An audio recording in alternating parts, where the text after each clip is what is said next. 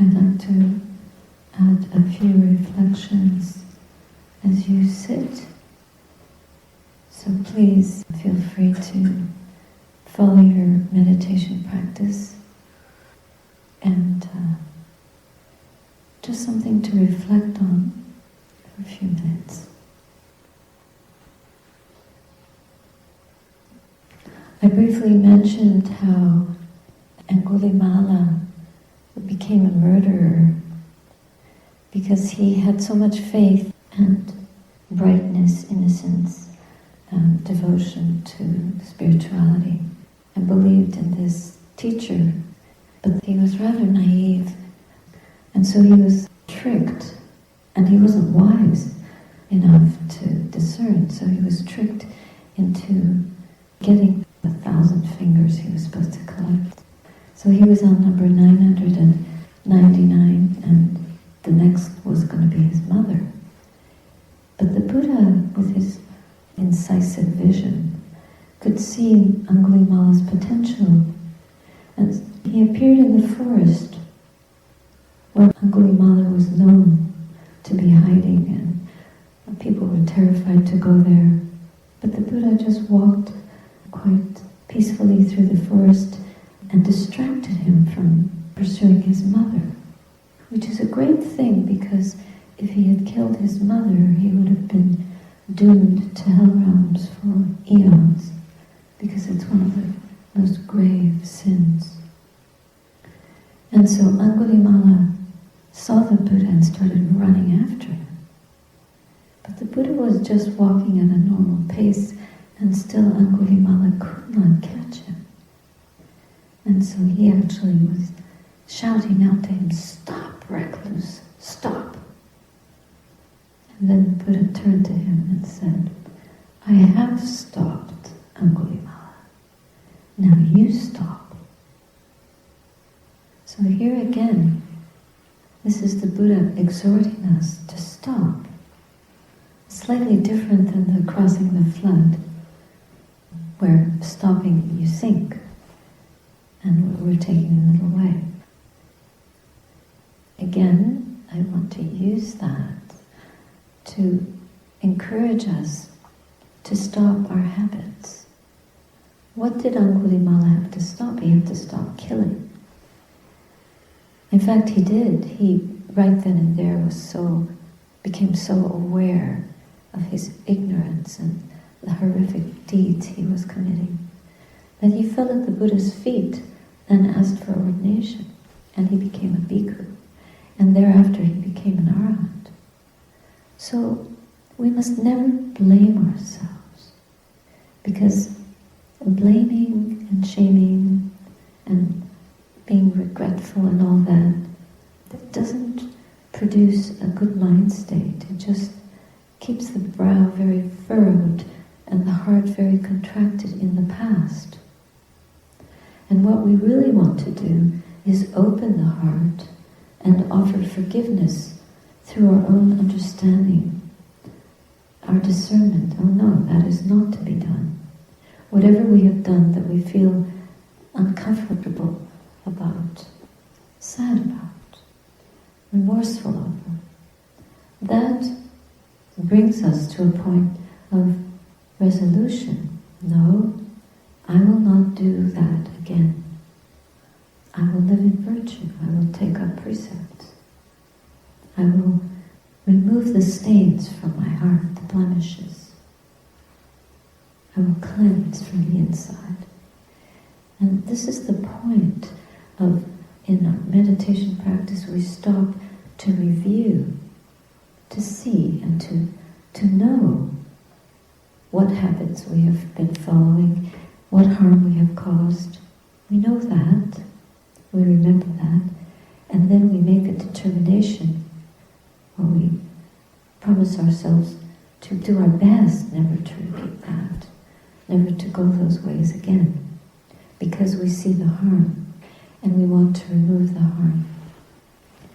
So in the same way, knowing the causes and conditions for those kinds of behavior, we study the present moment, and we try to see how we are harming or impacting distracting consciousness moment by moment through unskillful thoughts, unskillful habits of mind, through not putting in those wholesome causes and conditions here and now. And we do that. We do that by noticing defilements, states of mind, unskillful thoughts, greed and will coming in many forms. We try to be discerning, wise, moment by moment, breathing, being with the object, and seeing how the mind holds the object, how in the beginning maybe the breath is easy to hold, feels very nice, pleasant, and when we penetrate a little more deeply, we begin to see the contortions, contractions, distortions of perception, and we see the mind unclear and heavy with memories starting to arrive about this deed and that deed, this interaction, those words, faces, images, activities of the past. And the heart feels heavy, dull, anxious. So when this happens, we can bring up metta. Start with just compassion. There was ignorance, there was a lack of clarity, there was a lack of seeing and knowing this is unskillful. So we chose without wisdom. Now we realize and we determine to take the high road, the path of virtue, the path of moral purification. To be ethical, to be righteous, to perform, to act, to live with goodness,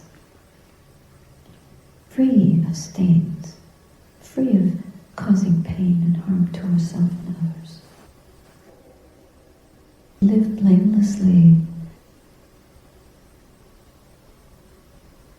If we live blamelessly, when we reflect back on our lives, we feel joy, we feel peace, we feel serenity, we're gladdened. And these qualities brighten the mind and make it a ground, a beautiful landing place for insight, for wisdom to arise. It is much easier to develop the path when we live blamelessly. So through these moments of forgiveness, we accept and take responsibility for what we have done, or what unskillful, unwise choices we've made, and we begin again. And we may go off the path again, but then we must quickly steer ourselves back into the river of wholesomeness, the way of being that supports the highest in us and brings blessings to others as well. So when this happens, then we can brighten the mind quickly and easily, and instead of an angry thought, through a very unpleasant memory, we feel anger at ourselves or at someone else, there's a cooling of the fire. Cool it. We bring up goodwill. We forgive others as well. This doesn't happen in a moment. This happens, this is a process. But the sooner we begin it, the sooner we cleanse, what a wonderful feeling it is even to begin that, to be aware how much that is needed. We usually do our laundry, wash our clothes, because it's unpleasant to wear smelly clothes for us and for others. We don't want to walk around like that. Then we must do the inner laundry as well. Day by day, we take out the garbage. So day by day, we do this kind of practice to cleanse inwardly. So when a hindrance arises, like greed, miserliness, when the heart is caught up in that kind of energy, it's like someone in debt. It's like there's something we've lost and we need to regain it in a wholesome way. We're morally in debt. So we try our very best to look for those things in life that we have done skillfully, to gain strength from remembering our virtue, even just a virtuous or a good intention, a kindness that we have done, to raise our hearts up. And so in the mind, when greed arises, look for the space where there is no greed. Find the non-greed in the heart and develop that. How we are being generous to ourselves right now by searching for the goodness and raising it up out of the shadows, polishing. Just like one refines gold, we take out the impurities by heating it up. The same is true when there's ill will rising up. We feel an aggression, a tightness in the body, a burning. It's like a disease. The pressure of illness, a disease, an infection. We can't sit with ourselves. There's so much discomfort. And if we can find a space somewhere within us where there is no illness, somewhere in the body where we feel at ease and we focus there, then calm the chitta, calm the mind, open the disease. It could be anger, it could be resentment, it could be hatred, it could be self-recrimination, sadness, contraction. We want to open to that which is beautiful in the mind. So move to that space where there is goodwill. Think of someone who has been kind to you and feel the gladness of that. Remember a friendship, a teacher, a teaching, trying to move the mind to the place where goodwill is already there, even a little seed, and water it. Instead of freaking out over the ill will, there I go again, blaming the one. There's no one to blame.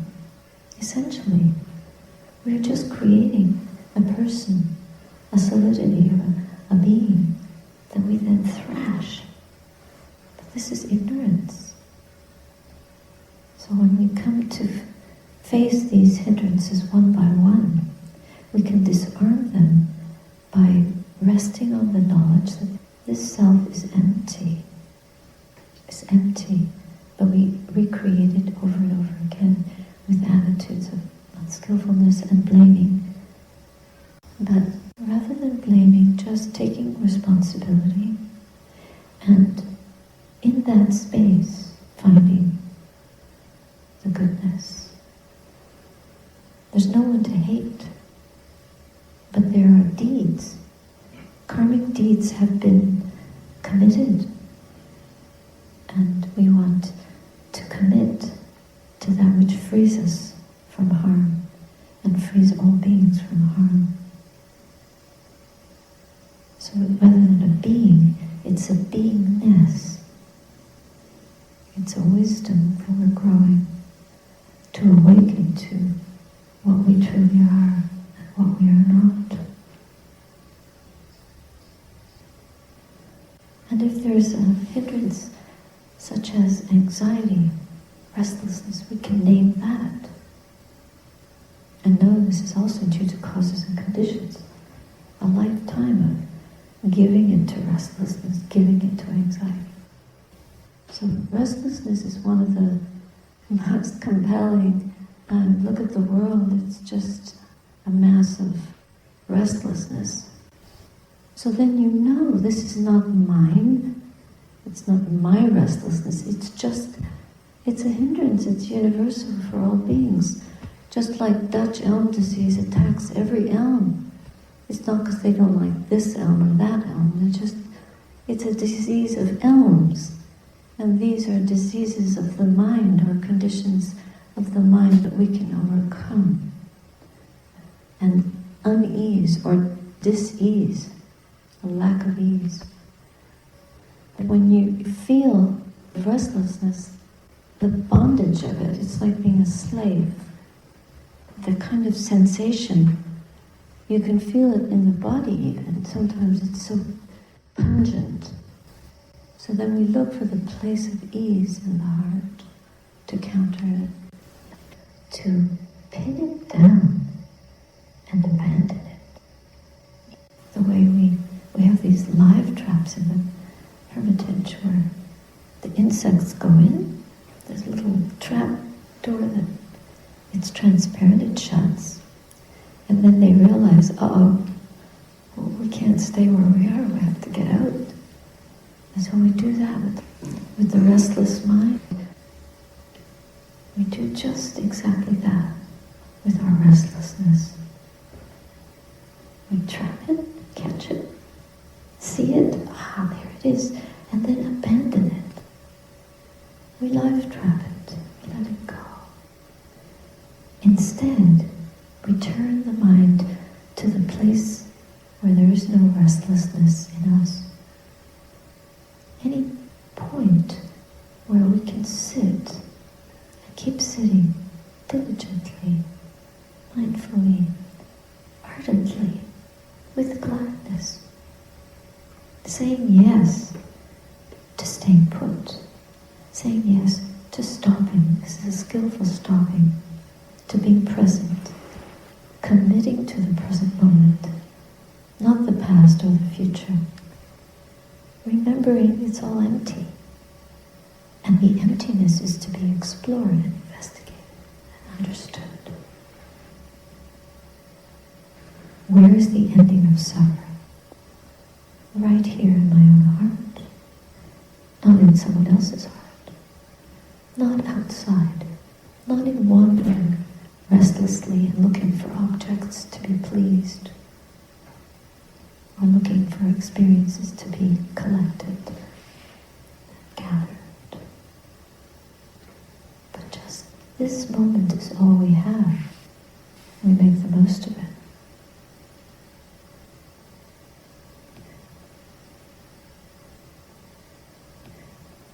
The same is true with dullness in the mind.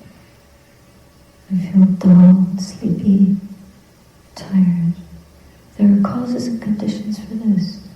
And instead of being weighed down by them, like someone in jail, can't get out, we open the door, we let ourselves out, and we refresh by knowing, there is good work to be done. Yes, I can do this. Using the eye just conventionally, but these faculties, this instrument of the mind, growing in awareness, can do the good path, not the ignorant path. We can walk through this life to gain the true knowledge, to gain freedom from all ignorance, all suffering. That is really a most exalted aspiration. So we open the door of that moment of imprisonment, and we free the mind. We find the space, the energy hidden in the body-mind by remembering the great work that is waiting to be accomplished, the great realization that is there for us to realize, step by step. That's where we begin. And as we begin, energy arises because of that, lifting up the heart towards the sun, towards that which can brighten it. The last hindrance of doubt is probably the most difficult to life trap, because it's hard to pin it down, it's hard to realize it, hard to discern it. It can be very insidious. It can disguise itself so well. But it comes dressed up sometimes like a subtle dissatisfaction and talking oneself into maybe something else, not this. Maybe I came on the wrong retreat. Or having a dislike for the way the centers are organized, or the schedule, or the teachers, or our own practice. Judging, doubting, evaluating, thinking. Going to the past and remembering things that were better, or distracting oneself that something else in the future might be better than this. So then the present moment is lost. We can't rescue ourselves when we're dreaming about something else, or we're judging what we're experiencing. It's like someone lost in a desert who doesn't know the way out, just keeps imagining there's an oasis right there in front of me, but it's just a hallucination. So that's doubt. Doubt is such a trap. How do you trap the trap? It's very difficult. But we just penetrate with wisdom, sharp mindfulness, very sharp. That looks like doubt. That's just a dream. Go back to the breath. Find a place of the heart where there's a nuance of faith. Remember that which set you on the path. Remember the most inspiring point of your life in this direction. The word of a friend that set you back on course. A gift that was given to help your meditation. Something that will shed the doubt quickly, or shed light on it, so that you can abandon it and go to a place of the heart being inspired and bright. Yes, this is what I've waited for. Now I'm here. Not to waste time, dilly-dally, procrastinate. I won't come to the next sitting. I'll just, have a rest. No. We put forth the energy and we evacuate the doubt very quickly, as soon as we can, and it'll come back. But we recognize it better and better. We find the place in the heart where there is no doubt, and we grow that. We tell Mara, I belong here. You get out, Mara. Mara's the troublemaker that tries to dismount us from our seat. And we just say, no. Like the Buddha touching the earth, mudra, hand touching the fingers touching the earth, telling Mara, I have a right to be here. We have a right to be here and to practice. This is like someone lost in a desert who suddenly arrives at a real oasis. It's a little one, but you get a drink, and then you can walk for miles more, a little bit at a time. So it's finding these places within us where all these hindrances are absent. They're not there. We each have a mixture of suffering and non-suffering, just like this human realm within us. But the suffering is very compelling because it's noisy, loud, impressionable, impactful. It's tough. It strains us. tries to weaken us, disable us. And because Mara is so clever, we fall for those tricks. But if we can see through the disguise of the delusion of all that, then within us is the power, the force. We have the strength to evacuate these maligners, to pierce through the masquerade and come to the truth of the way it is.